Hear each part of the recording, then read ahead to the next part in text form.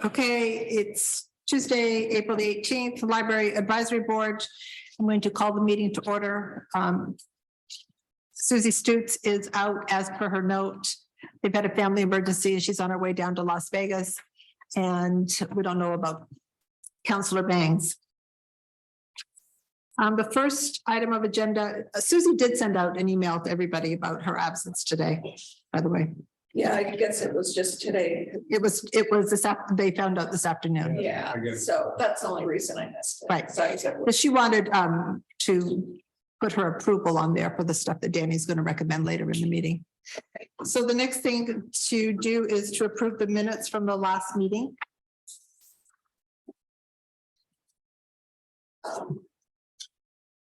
I'm thinking that we may be at an impasse on that. I don't want to cause any more arguments, so maybe we could just refer to the recording. Is that doable?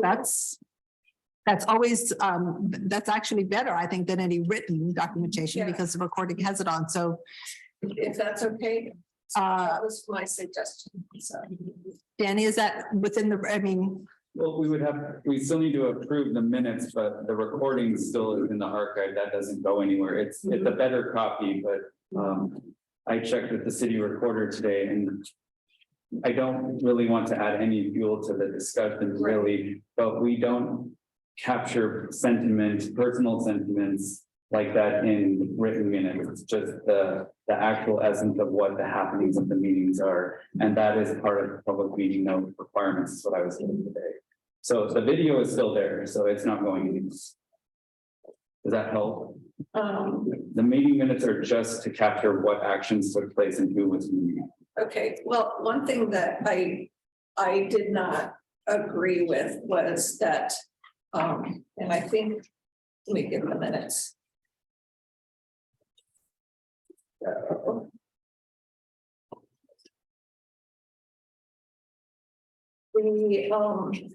when you had asked for a motion, Lois, the time was cut off to complete that because my suggestion was to maybe amend it.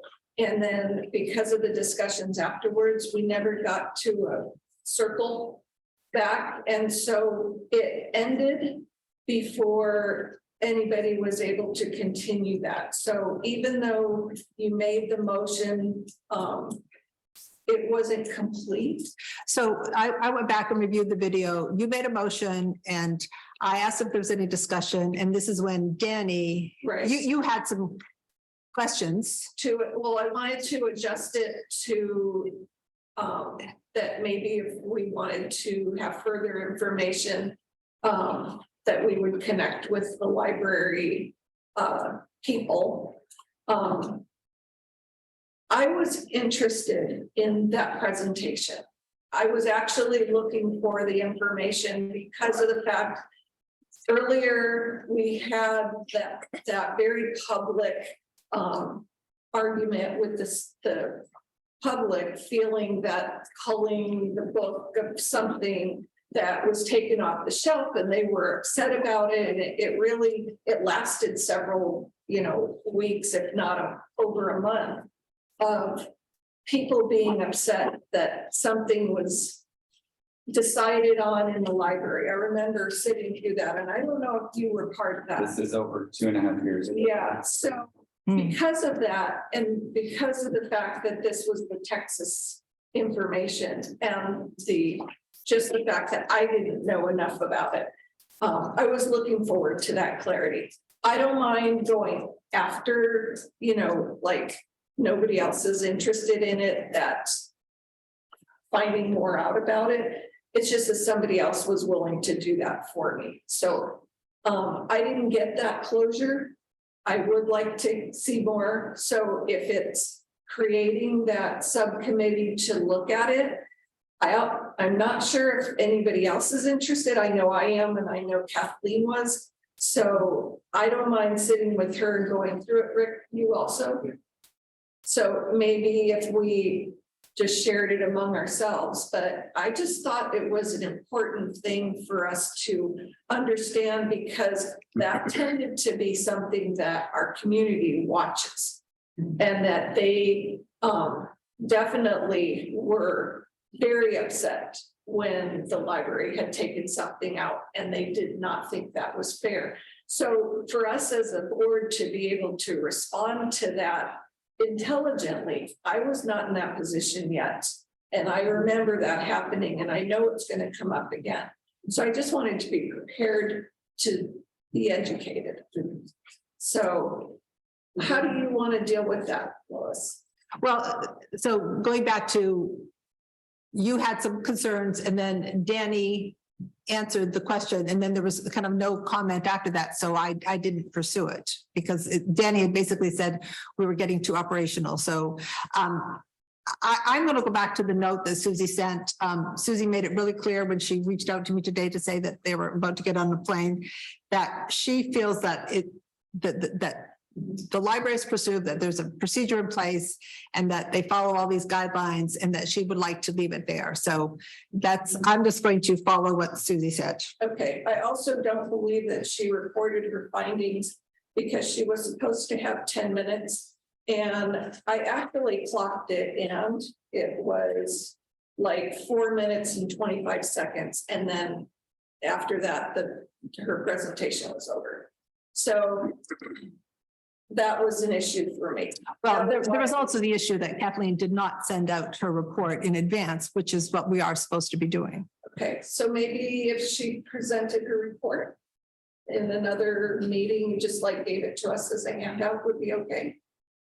If you want to make a proposal for that. Okay, I do propose that. That would help me out. Then I wouldn't have to spend extra time meeting. And I think, Rick, would that help you out too? Yeah, but I'd like to go back to the minutes situation because I'd like to entertain some way that we can incorporate Kathleen's comments that aren't inflammatory, that aren't personal, that just reports that she was intended to present this report that evening and it was interrupted and it was not completed. So that Right. basically the facts of that meeting, what the facts were. Yeah. The report was going to be scheduled and discussed. Yeah. And, just her points 1, 2, and 3, Okay. I mean, I don't know whether we can modify her submission without her approval. But I would rather have some recognition that it was interrupted and it was Yeah. going to be at some point picked up again. Yeah, I agree. So do you want to make a motion if that's something? Well, I don't know how to get all this to the technical stuff. Maybe Danny could help me on this because you have a copy of Kathleen's email trying to amend the minutes by herself. I do. I shared them. The recorder has them, but I was also told today that we can't capture personal sentiments, especially that could be perceived as defamatory in minutes like this. Well, that goes back to my point. I don't. We can eliminate that part of her report. So If there's an amendment, you want to see 1 through 3, if that would be, they are. I would have to refer this to the recorder. I'm not an expert in this area. I'm Okay. sorry. Yeah, I'm not either. So This is not where I have a lot of knowledge. I apologize. is this something that we could just table and, We could table them until the next meeting. yeah, let's do that. And maybe Kathleen could present, or at least give us a copy of her report. And then if we need more information, then I can look into the Texas stuff myself. I just don't have the time. And just for clarity, informational reports can go out via email, but discussion is in violation of ORS. So So we can just get it by email. Kathleen could email that out to the group and say, here's my findings. Okay, It's just that we can't go back and forth by email. That's the Right. important point. Right. that's fine. Right. If I just get a copy, I don't have the time to research all this, and it is something that when I talk to somebody about the library, I've had it mentioned, especially when that big blow up happened. And Well, just for a point of reference, this is very different than a selective, like, maintenance calling, I really dislike that word. I just want you to know professionally, we do not use it. We say weeding or de-accessioning, those are the common terms used in the profession. What's happening in the school district, I think we need to be very careful that this is not happening in our public library. And that's not what we're discussing. We're discussing routine weeding or de-accessioning materials in our library to create space for the new materials that keep coming. So the big blow up that you're talking about, is that the book page thing? Yes, Oh. Ooh, I didn't- but it was the library that made that change. And the question that followed was, how do they decide that? Well, we have It was actually Scott Archer that made We the, have a policy for that now as well. yes. Good, That you adopted a year or so ago. yeah, but I still am not educated on it. So, should we make a motion to defer approving the minutes? I think that would be accurate. Okay, so would somebody make a motion? I motion to defer, I recommend table. table to table the Approval of the minutes, approval of the meetings for the February. February meeting Mhm. to our next meeting. And then I would like to have Kathleen email at least her presentation, so I have it to the members of the board. Everybody in favor? Aye. Anybody opposed? Staying from voting on this one. I'm going to abstain as well. So, Given that I was not at the last meeting. Yes. I Still have the context. so there's still 4 people who approve, so it still passes. But we need 5. We have 8 members and the quorum is, oh, no, wait a minute, I'm sorry. I think we can't, because 4 is still the majority. Yeah. People present. So it passes. Thank you, Lois. So for clarity, who were the abstentions, Luke and Lois? Lois, yes. That's that. So, we have no public, so no public comments. Susie had talked about trying to be able to call in, but she's probably on an airplane right now, so that isn't going to happen. Chris, you're up. Boy, a lot has happened in the city council since we were last here. Yeah. So I'd like to report that we're making progress on a bunch of initiatives, but all progress in the city ground to a halt. In February, we had an executive session. Ostensibly to evaluate the performance of our city manager. And it got haywire in there. And from my point, I pointed it out multiple times during the meeting. They were violating the law. I've subsequently filed an ethics complaint against myself, which is really tricky, actually. Because the form has to have a different name. I had to call for help. I couldn't complain about myself. So I ended up having to spell my name with a couple of extra space bars. That was the solution. Because I was a participant in that meeting.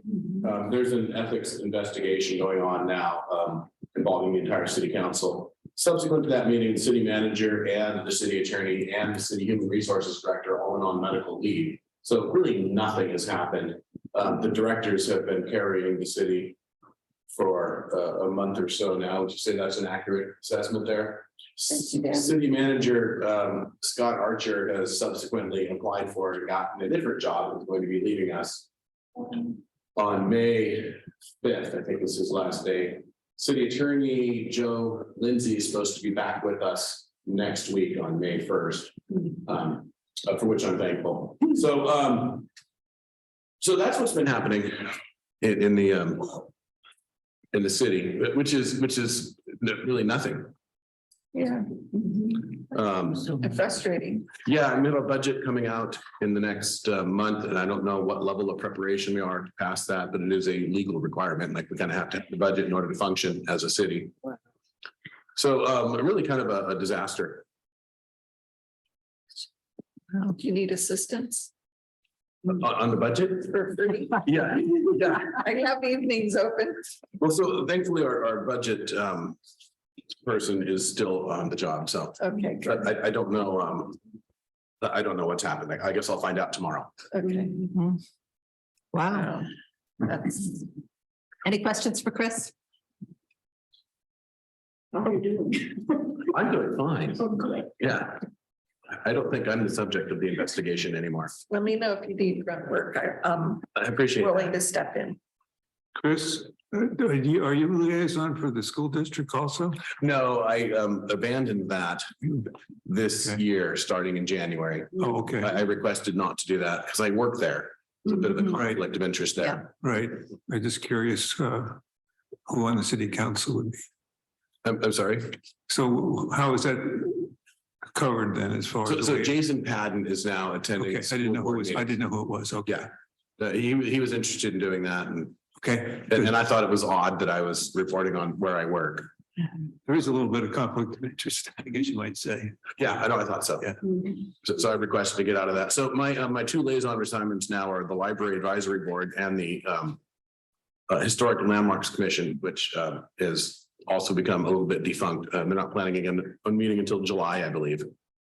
So you guys are kind of my only gig. Well, thank you for hanging with us. Okay, I apologize while I still have the floor for being late. The truth is I was reading the city packet for tomorrow and fell asleep. Oh, I know. I woke up like, oh, click. So, I've never done that before, and that would be the lie of the century.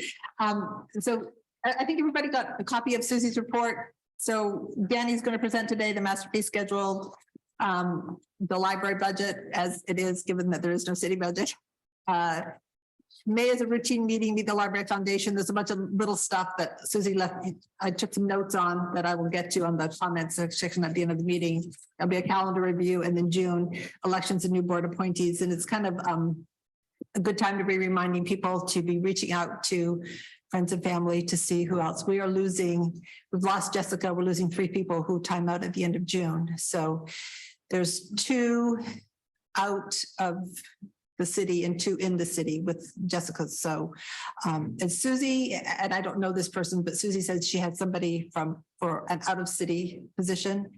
And she and I have talked to a person who's in city, but she had some family stuff kind of in the works, and she won't know until about mid-May if what's going to happen with that. So she doesn't want to talk to us just yet. So you need to be just reaching out, and the application form is on the city. The only open position right now is Jessica's replacement, but we all know that you can look at one, and so just send people there. okay. So, and then she wanted to make sure that she had her approvals within. And she forgot, because Denise, aren't you timing out at the end of June too? Yeah.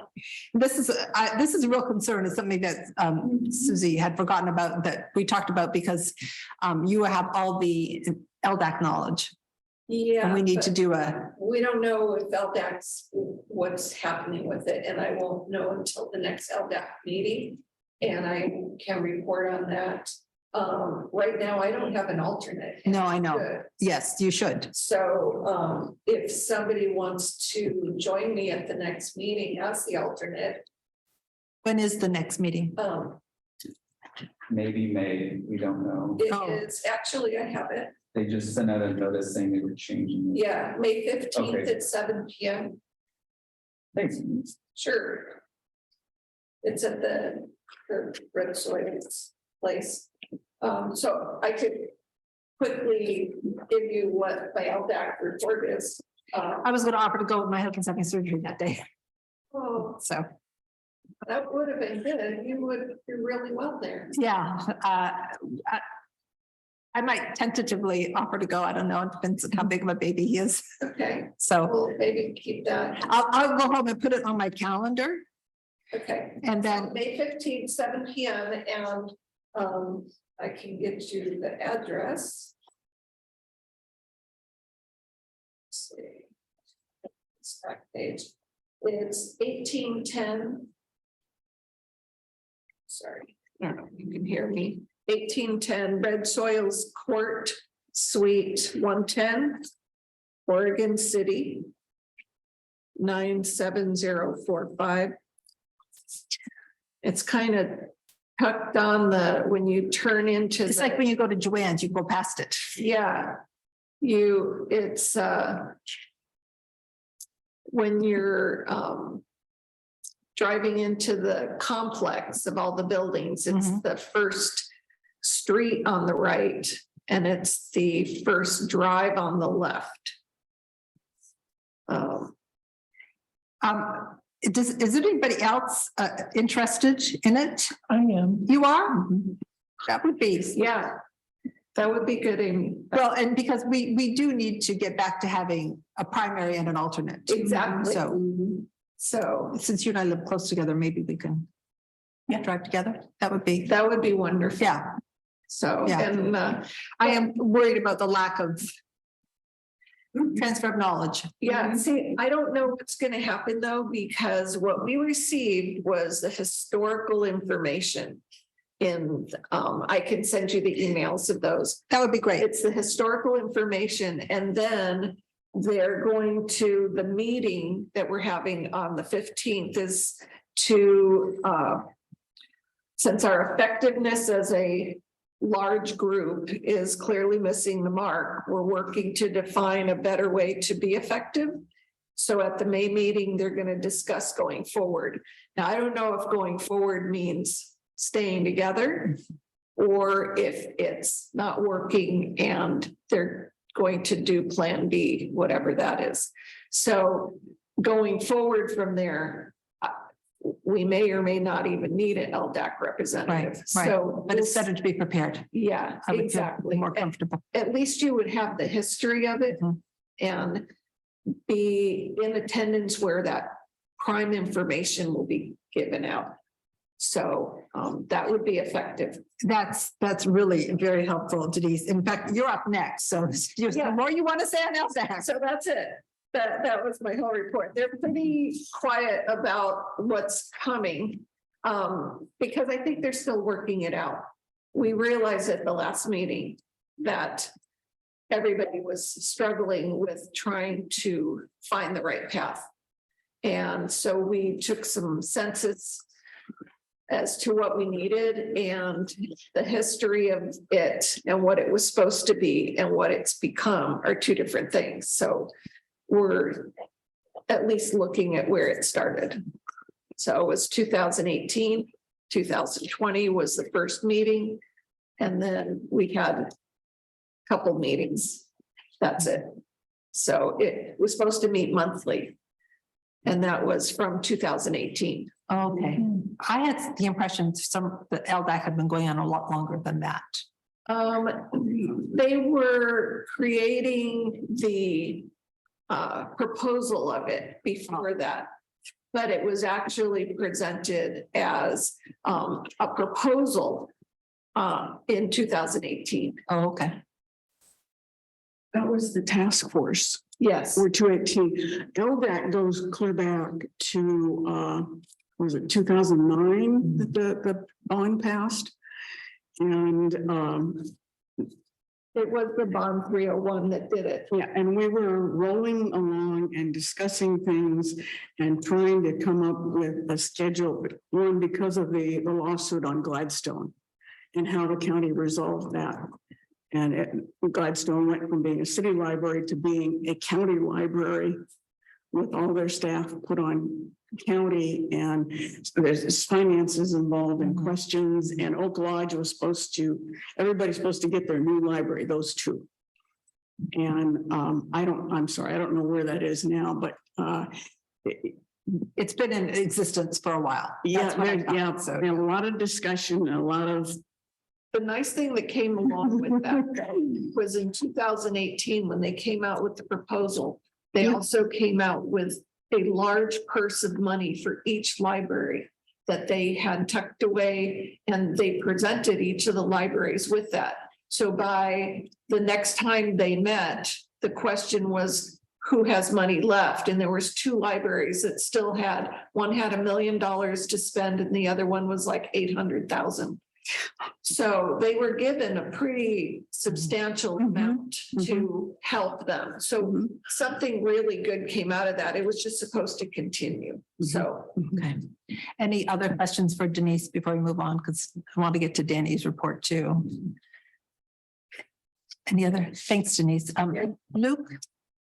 Well, I'm sure you are all aware that the school district has had an interesting time with books recently.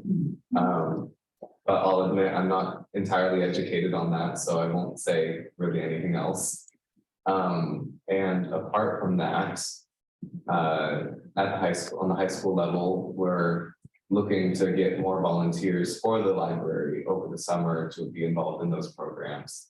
And just to kind of assist more generally with helping out in different areas. At the library here? Yes. Oh, that would be cool.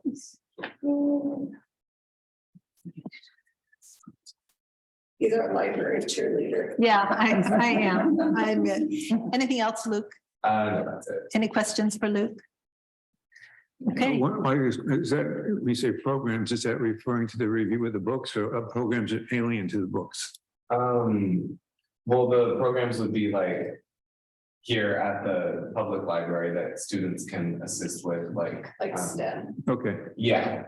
We had Philip, who's the children's librarian, come and talk with leadership and also Keep Love about getting volunteers. And he mentioned that there's a bunch of different ways, especially with the summer reading program, that students can help get involved. And, you know, more opportunities coming as well. thank you. So Great. that's what we're moving forward with at the high school right now. Danny? All right, we're going to jump in and do a quick update. I don't have anything for budget for fiscal year 23-24, but I wanted to bring you fiscal year 22-23, which is current, to give you an idea that we're basically a hold the line budget. We don't have anything going up or down as far as I know. It's some projections referring to what Councilor Bain was talking about earlier. Our primary page here which says library fund. If you flip to the side that says resources at the top, our primary revenue source for the library is the Clackamas County Library District Fund. The current year, we're on target to receive $1.091 million. The assessor's office has already indicated, as usual, that we expect a very minor increase. This is typical of about 3 to maybe 4%. This does not equal more services. It means we are paying more for everything today. And if anything, we've lost buying power with inflation. So that's our anticipated adopted revenue source for next year. So there's a few others. Our typical grant situation is coming in just around $4,000 again this year from the state. Fines and fees we're going to talk about in a minute, or we've already seen a decline in those. Interest revenues, I'm not even exactly sure how those come in. We project $100 a year in donations, and then the Friends donation is the largest offsetter of our budget as well. The transfers and pass-through revenues, we do receive some funding from the general fund, but again, that's largely to offset our allocated costs, which are facilities and IT. So it's basically a net wash. And then the interfund transfer, that's not part of our budget. It just tides us over till taxes come in every fall. So looking at this at 1.9 million is a little misrepresentative of our actual budget. Our budget is actually closer to 1.1 million. So, okay. Does anyone have any questions about revenue or resources? Because the materials and services side has a little more detail that I want to go through before we switch gears to the schedule. I just have one question. Post-COVID, where we're supposed to be right now, but there's still changes that you have to do for COVID. Did that take part of your budget? I mean, in changing things up and As far as what? just funds? Did you have to divert things for stuff like that? The first year I was here, there was revenue loss from fines and fees that we had to reduce because of. However, the second round, I'm not quite sure which one I'm talking about. The second year, there was some offsetting revenue that was allowed through the federal funds that were distributed to municipalities to help with revenue loss. That was a piece they could do. So it was pretty minimal what we, as It far wasn't as real reduction. noticeable, or do you feel that you're back to creating a normal library Oh, yeah. actions? Okay. Yeah.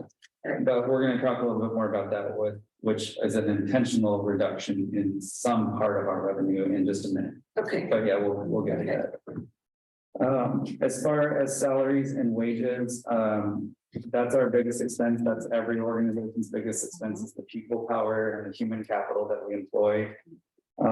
We're not expecting any significant increases in PERS or insurance, which is a good thing this year. But that changes year to year, and typically there is some increases, but I have not heard or been told of anything significant. No step ladders, don't let any big fall. As far as materials and services go, these are our actual expenditure lines where we do all of our buying from. These will adjust slightly, but I just want to give you an idea. This is this year. These will look a little bit different for next year, as far as there might be a little more in computer hardware, but there might be a little less in Link Consortium. It just varies by expenses year to year.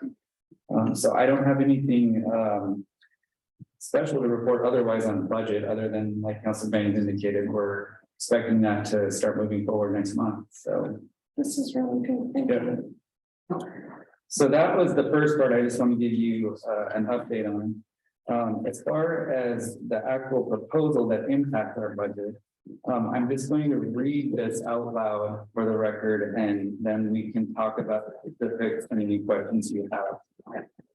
So in December 2021, a task force was created called the Youth Access Card Task Force by the county to investigate the creation of a separate or special youth access card modeled on services provided by Washington County, one of our peers on the west side that is all west side.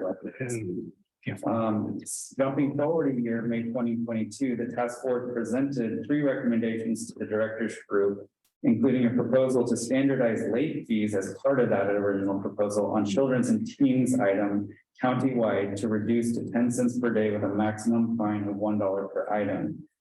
The directors met and decided, after reviewing this, that we actually would like to see this applied more broadly. So we standardize fines and fees across the entire county. And that's the next part. So For just the children? no. Oh, So we're moving forward from May to August, where the director said looks really great, but how would this play out on a much larger level if we just standardize across the whole board? So again, we asked for them to look at all items countywide, moving to a 10 cent per day fee with a maximum of $1 per item, with the exception of library things and in-house use only items. Every library has a few special things that are outside of the normal materials collection. And that's really local rules. Everybody plays a little differently there, and that's to be expected. But on the whole, the next part is that we agreed that we would like to visit and actually propose a standardized late fee practice across the entire county. Currently, each Link library charges, and that's supposed to say charges, I apologize, different late fees on items owned by their library. This causes customers a great deal of confusion. For instance, if Counselor Banks checks out 6 books and 3 are from Oak Lodge, 2 are from Lake Oswego, and 1 was from Canby, all 3 libraries charge different fees right now. So he will get a different charge for each item from each library. Washington County and Multnomah County are both fine free, so we can't compare with them at all anymore. But both have standardized late fees across the county, even in Washington County, where they still operate independently. So this causes a lot of confusion when staff have to try to start explaining this every single day to confuse people who don't understand. Why is this one 20 cents a day and this one's 15 and this one's 10? It doesn't make sense. if it's in the same. We're all, library district. exactly, we're we're not quite this, we'll never be Starbucks where you go in and have the same coffee at every branch, but we want to have some standardization around some things like this. A couple other things is revenues for in-person payments are collected by the payment library, not the owning library. So this causes additional confusion and more staff time. So if Chris brings his late items back, you're gonna be my guinea pig. I apologize. And That boy, Chris. Chris has 50 items checked out from Canby that are our items and all owned by us, and he pays his bill at Lake Oswego. Lake Oswego keeps the money. It does not come back to us. So this also creates more confusion because the owning library doesn't get the fine, the payment library keeps the fine. Only the overdues, not lost or replacement items. The other thing also that adds a little bit of complexity is revenue for online payments do come back to the owning library. So we have all of these different things set up that all behave and act differently that cause confusion for staff, for our end user, and it creates honestly a very unpleasant customer service experience. You may have even been part of it. So essentially, each library late fee revenue is based on charges for items owned by other linked libraries with different fee schedules as well as their own. This makes it very difficult for customers as well as estimating annual revenues to take place. And what that basically means is it's nearly impossible for us to do revenue projections for our city or county financial officers with all of these things at play because none of them are consistent. Yeah. And how libraries receive money is all different. The county staff studied the financials to the best of their ability, again, which is library revenues are not stable anywhere. They're up and down. There's not a consistent, like we can't say that we expect like the planners to have 200 development fees for 200 new houses. Library revenue is very unstable and hard to predict. So that said, they did the best that they could based on actuals from years prior. Today, post-COVID, and in almost where we're seeing what we believe is our new plateau of users at almost 90,000 a month is what we're up to. We're averaging about $15,696 in fees a year. That's a reduction already from pre-COVID of about 4,000. Considering the proposal now, the second yellow line, the county has estimated that as a result of this, county and city libraries will receive 37% less in fines, which would actually bring us just below $10,000 a year of annual revenue based on our current actuals. And this is right now, as of the end of March, our average monthly fine revenue is $1,300. So that's what we brought in since July 1 per month. And then if we adopt this, it would reduce a little bit further down, just below 10. And again, these are rough numbers based on financial experts doing their best with bullseyes that are moving all over the place. So staff recommend the adoption of a standardized county-wide overdue fine structure, which means all items would be 10 cents per day with a maximum overdue of $1 per item. If adopted, this will provide also more equitable service to all customers. We already have folks who won't use libraries because of perceived debt or bills that actually stop them from even coming in. And we also know anecdotally, nationally, that when people incur library debt, many of them stop using libraries completely. So this is why many of the larger metro areas have already moved to fine free. You still have to pay for an item if you lose it or damage it, but Multnomah and Washington County have gone completely fine free. They don't assess fines anymore at all and haven't for several years. So Clackamas County is a little different and a little different timing as far as where we're at, but this is a lot closer to us helping to remove some of those perceived and actual barriers for both. Like on that first bullet, though, it says that they're still gonna pay a different amount based on the whole library. If we don't approve it. Oh, okay. Yeah. Because it says if adopted, this will. Oh, sorry, they're going, that's not true. It would be the same for everyone. Okay, Sorry. that, I was trying to distill down a huge proposal into something digestible for the Okay. board here. so it's just the opposite of that. Yes, so it will help provide more equitable service, and also if 2 customers check out the same book and return it a week later, each person will pay the same amount. Okay, Despite what library they Same looked amount. at. Completely messed that up. I okay. apologize. Same amount, change it, There. No, it's undoing that whole process. same amount. It will help staff. This is a county-wide burden, not only county staff, but each municipal and county library will spend less time working on account issues. Because this is one of our biggest time issues, is trying to sort through these kind of financial That would messes, give me a headache. figuring it out. It will reduce the financial burden overall for our end users and also the perceived burden for active and non-library users. It will help minimize financial impacts to the county folks. However, this is the catch, and this is where I'm asking based on this recommendation for the board recommendation. It will reduce our potential or projected revenues by about $6,000 next year if adopted. So that would need to be offset by the general fund. And that, other than the next page, I just wanted to show you, this is the fee schedule that's in the current budget that's been approved as of last year. You can see I highlighted for everybody, it's 25 cents per day, $3 maximum or $5 maximum. That would reduce to 10 cents per item and $1 maximum for all. So those would be the changes that we'd actually propose with the recommendation from this board to move forward. I will send an update if the board wants to approve this. And that's Very nice. the information. Yeah, any questions? So, I think just one last comment, the directors are very interested in learning how we can cooperate through this cooperative in a much more uniform manner. And I think everyone realizes Clackamas County is very different than Washington, but there are certain things like this that we can do that help the customer, help staff, and create a better experience. And I think this would help us get a lot closer to that. I haven't heard about their budget, how they're gonna work it for the library.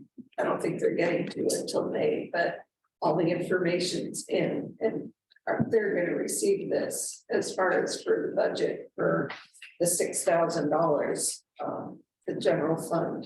So They will just see our projections reduce. What I would do is have to tell the finance director that we're proposing a reduction in that one line. So if you flip back your other handout, would we need to ask the general fund person to No. put in for the 6,000? what I'm gonna do, if the board approves it, Okay. is I'm going to submit an amendment to the budget plan for next year that the budget committee and city council will approve. They will see in library fines and fees a reduction for our projections for next year. And that's where they'll see that. Okay, But that will come with a recommendation from this board, or I won't submit it at all if you don't want to. So basically what you're asking for us is to approve a recommendation Correct. that you would then take to the budget. committee. Correct. absolutely. So I'm open to questions if you have them about this. That is, And one small clarification. Oops. Under library fees, library cards, the out-of-county fee, is that, that one would not be affected by No, this is reductions? only for It's gonna, open. it's just strictly for the, okay, nothing else would change. okay.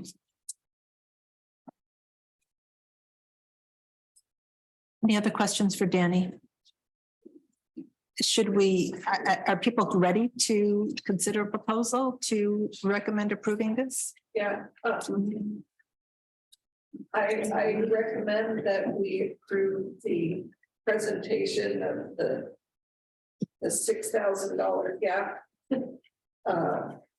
With this whole adjustment proposal, the schedule. Want me To, to help you? yeah, please. A motion for That was my motion, reduce. supposed to be motion.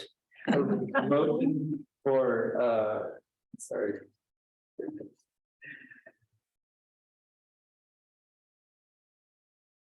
We're just right here, Denise, $1 per item max and 10 cents per day. That would be the motion. Okay, I motion that we pass the presentation paperwork and the, which includes a maximum of $1 per item and 10 cents per day on all items countywide for the Canby Library budget.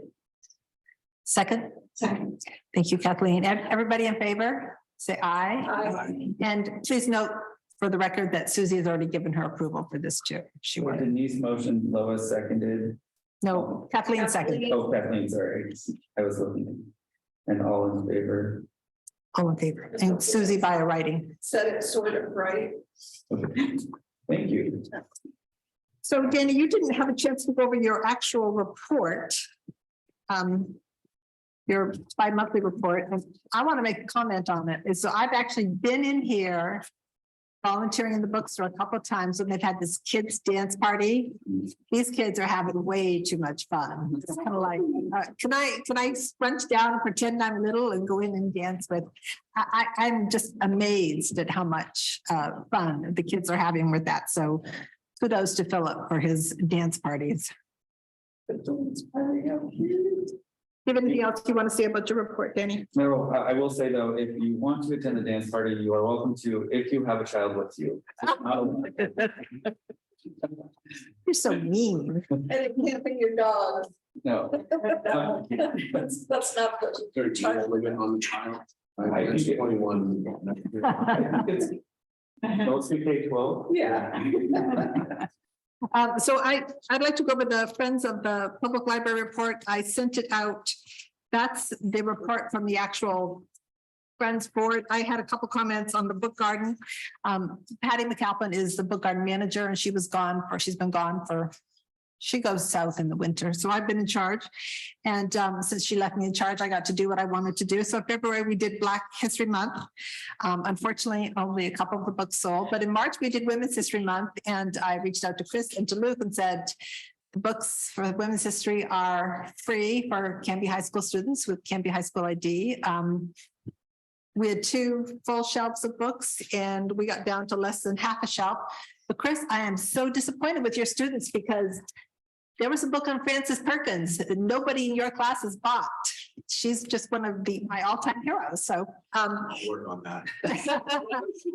we just felt that getting books into kids' hands was more important than any kind of revenue that we brought in. So we sold a shelf and a half of women's history books. So I was very, very, very pleased with that. This is the first time the library's always celebrated Black History Month and Women's History Month, but the bookstore has never done that before. So we actually now have incorporated that as, and you can see for yourself, you can read the report and then definitely provided some financials as well. Are there any questions about any of this? Great. So there's a few other things that Susie wanted to, Susie or I. So Denise, did you ever ask the Canby Center about whether or not they wanted some kids' books? Did you ever ask the Canby Center whether or not they wanted some kids' books? They will take kids' books. Okay. Yeah. Thank you. And then I already talked about the fact that we have 4 open positions coming up and we need to be filling them. And then Danny and Philip are going to be presenting at the Kiwanis on May 1st. If people could go have a time, go to the luncheon. I'm actually out of town that day. I'm still on vacation, so I will not be able to attend. I don't know. We don't know what Susie's schedule is going to be like, but I just wanted to remind people of That's that. in the middle of the day. Yes, it's at lunchtime, so it's really hard for people who work. Sorry about that. Yeah, it's a Monday. So. And then the other thing that there was a discussion last time on, should we change the meeting? Should we extend the meeting time? And because I had a chance to ask Susie, what do you want to do about that before you go today? And she said we'll talk about it next time because she was running out to go to the airport. So those are the things that I had that I wanted to talk to her about. Yes, Denise. I'm meeting at the Canby Center soon. If you would like me to take some books with me, I can come by. Since I work just down here Where do you work?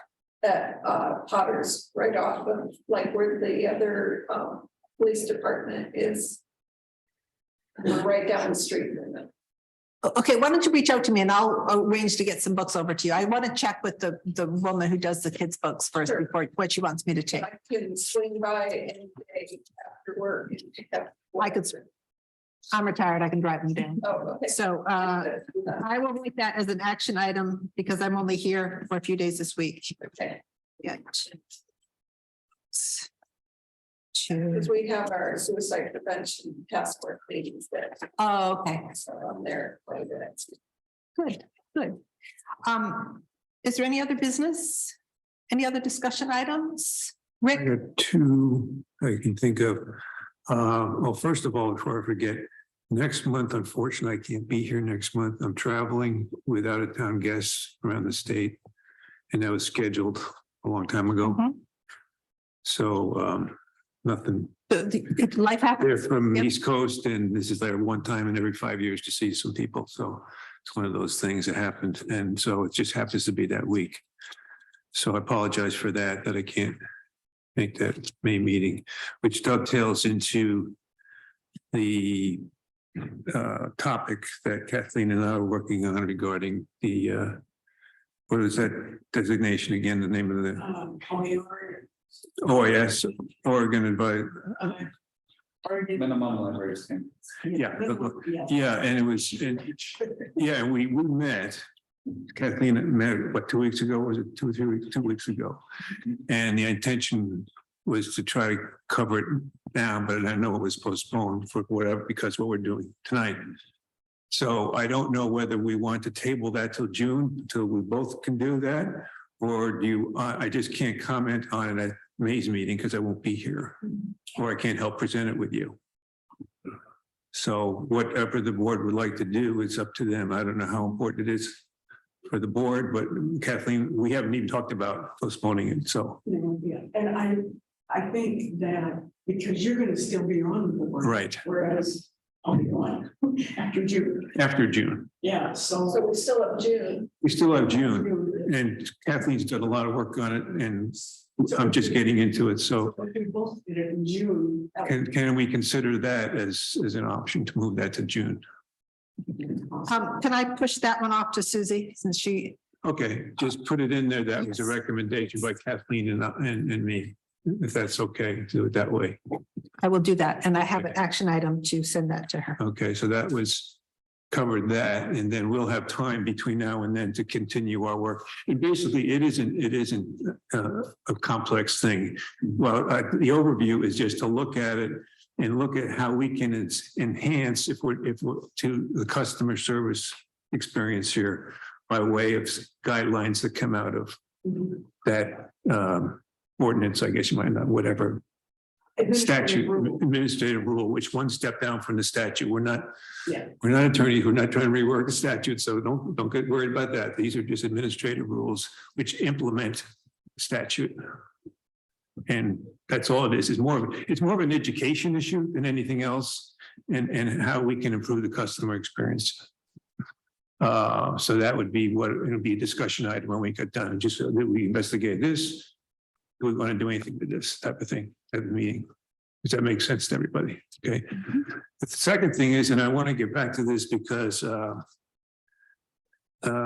it's very emotional to me, and it's got to do with the Cambridge School District and the issues going on with the book banning and whatever, pulling books.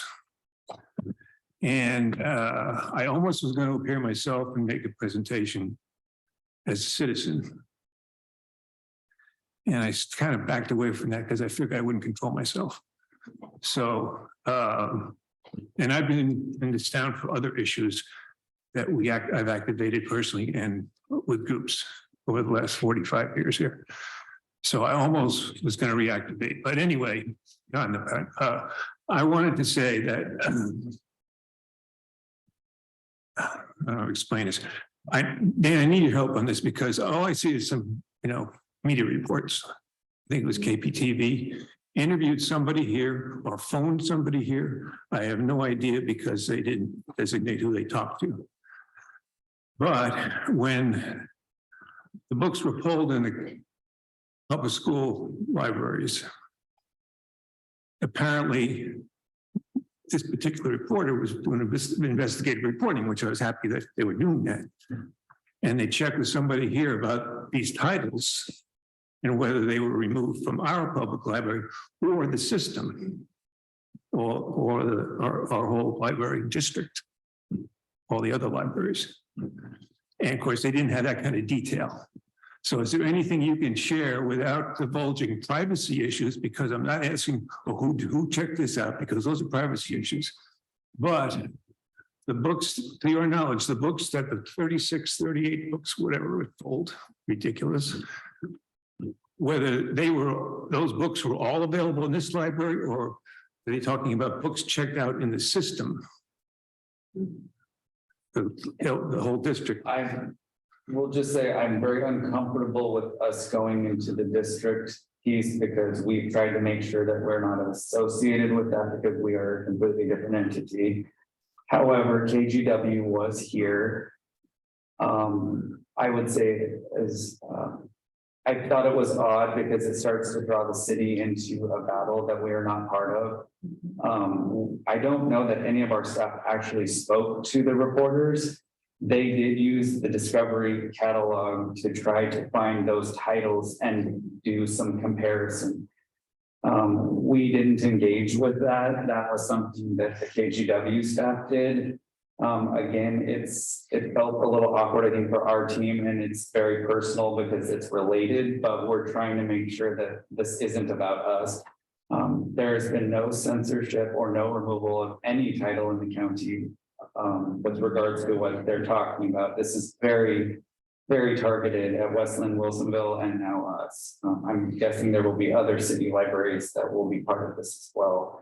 But there is no connection between these two, between us and those events that are taking place. So wouldn't the simplest thing to do if you wanted to know be to sit down with the list, which I printed out, and I just haven't got around to it and looking them up in the hold to see if they are available. And that way it becomes a personal issue, not a library advisory board issue, which I agree is very, very, very sensitive.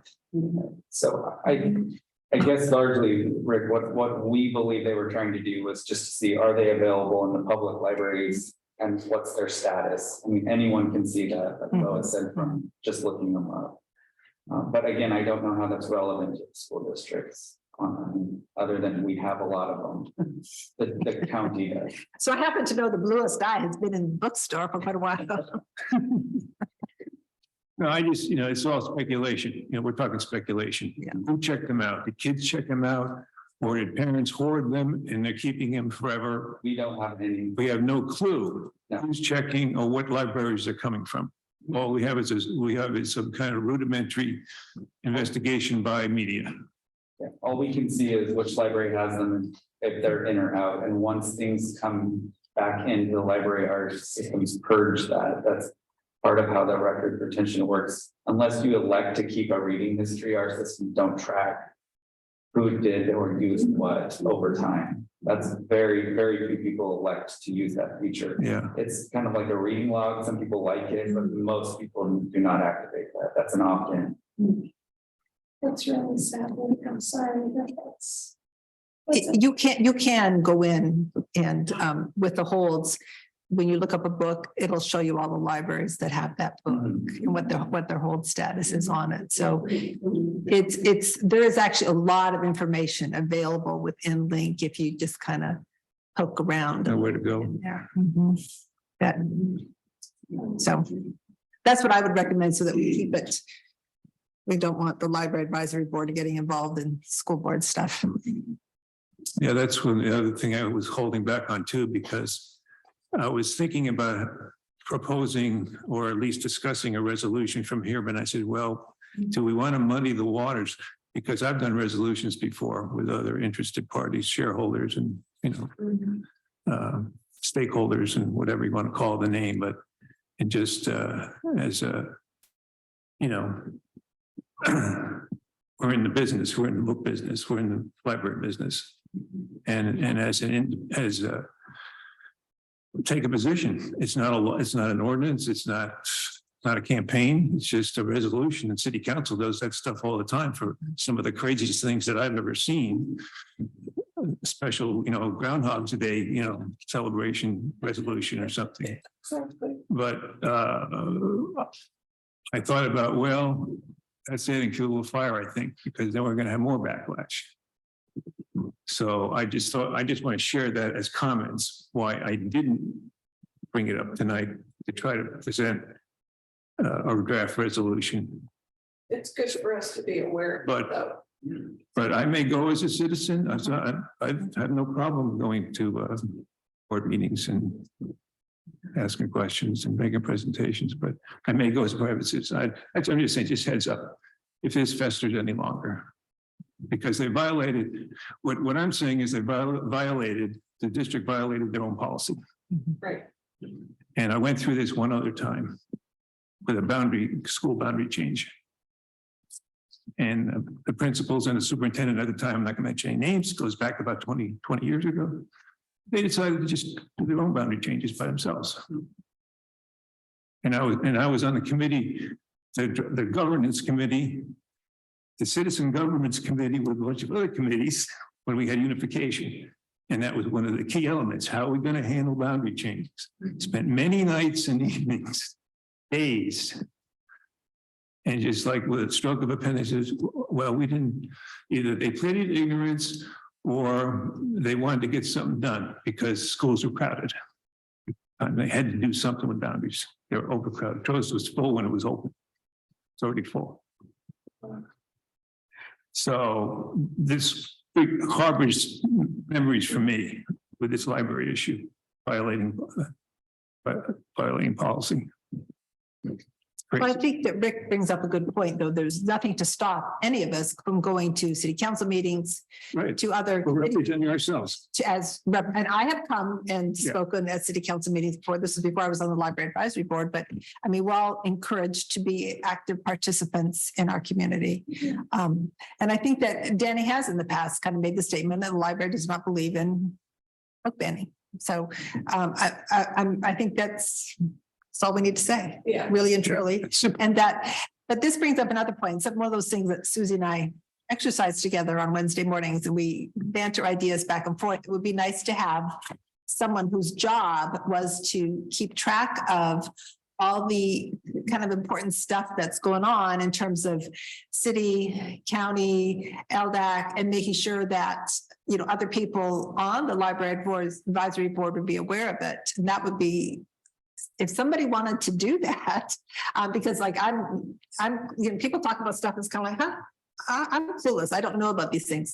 I think it'd be a really critical role to play because like for those of us who don't work, like going to the Kiwanis luncheon, which I think is just a matter of support, going to budget meetings to say, we need to support the library, going to county budget meetings where they're talking about the library, that type of thing. I think it'd be a really critical role within the library advisory board. To give us a chance to speak up as private citizens, it's a way of covering each other. Point. Is there anything else, people? Or are we ready to go home? Go out in the rain. So I'm going to make a motion to adjourn the meeting. Okay, I'll second that. Everybody in favor? Aye. A motion is approved.